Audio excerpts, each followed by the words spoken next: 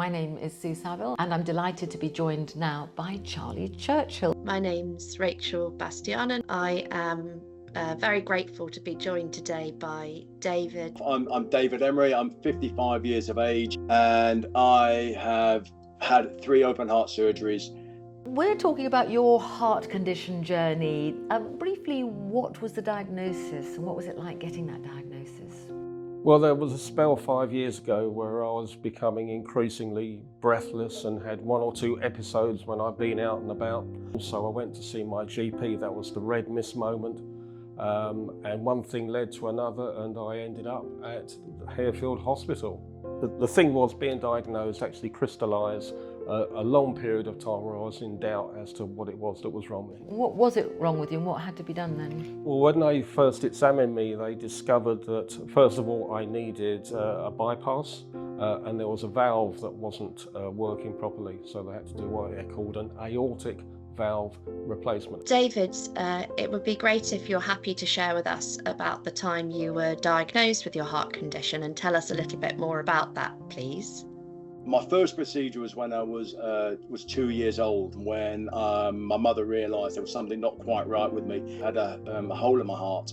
Through that process, Professor Yakub and the team at Harefield basically repaired me, so forever grateful for that. But then comes 1980, I then needed a second procedure, which was the replacement of my aortic valve. I then moved up to Manchester, and I was just around about sort of 30 years of age. I then contracted an infection called endocarditis.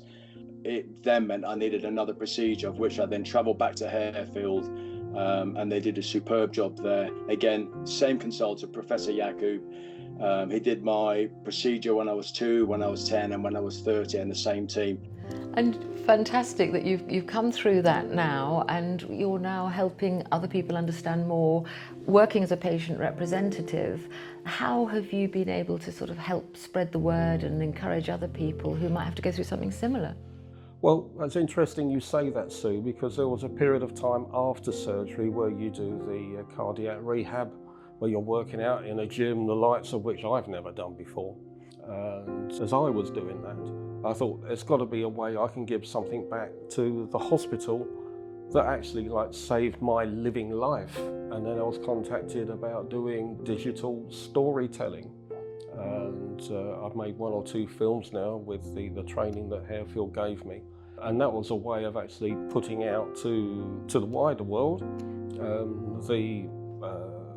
they call it a journey, the experience that I had through feeling so unwell, and then the rejuvenation I feel now and the buoyancy that I feel. What about that buoyancy and that rejuvenation? What sort of life has it given back to you?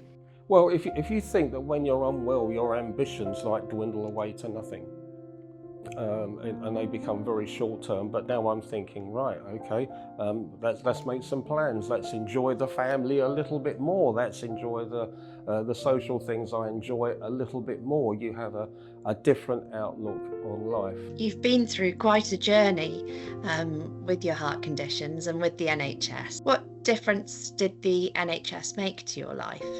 It's a massive impact. Fundamentally, I would not be here if it wasn't for the NHS. People have lots of varied opinions on the NHS. I just think it's an absolutely outstanding organisation. The people that are involved in that are absolutely incredible. They really are. And they give life. We touched upon endocarditis earlier on. Can you tell us about endocarditis and what people need to know about that? It attacks your heart, and from what I understand, it's more prone to people who have undergone surgery on the heart. In my case, it came through dental treatment. The symptoms that I kind of really went through were things like fatigue. I felt cold, I felt tired, I had night sweats, and I had lower back pain. But fundamentally, my biggest advice on endocarditis is, if you're going for dental treatment, speak to your cardiologist. And what other learnings have you come across along the way? Things that might be helpful to other patients who might be facing something similar. They might be fearful like you were initially about what does it mean? What am I going to have to go through? What sort of advice would you give to somebody who might be facing something similar? Well, you've got to trust the things to the professionals which are out of your hands. Okay, anything medical, you take your prescribed medication, and in the preparation towards going to hospital, you follow it, strictly. Okay, and that is what will see you through, because they're the experts. You're not going to fix this yourself. And then when you come out and you take their advice and you follow it through, it works. At least it worked for me. What inspired you to share your story? You want to sort of share the story a little bit so that people take heed and start to, look after themselves. But I thought this would be a good idea purely because people who have had procedures or maybe looking to undergo a procedure may watch this and realise that actually, you can get through this. You can lead a very active life, and I do, and everything will actually be okay.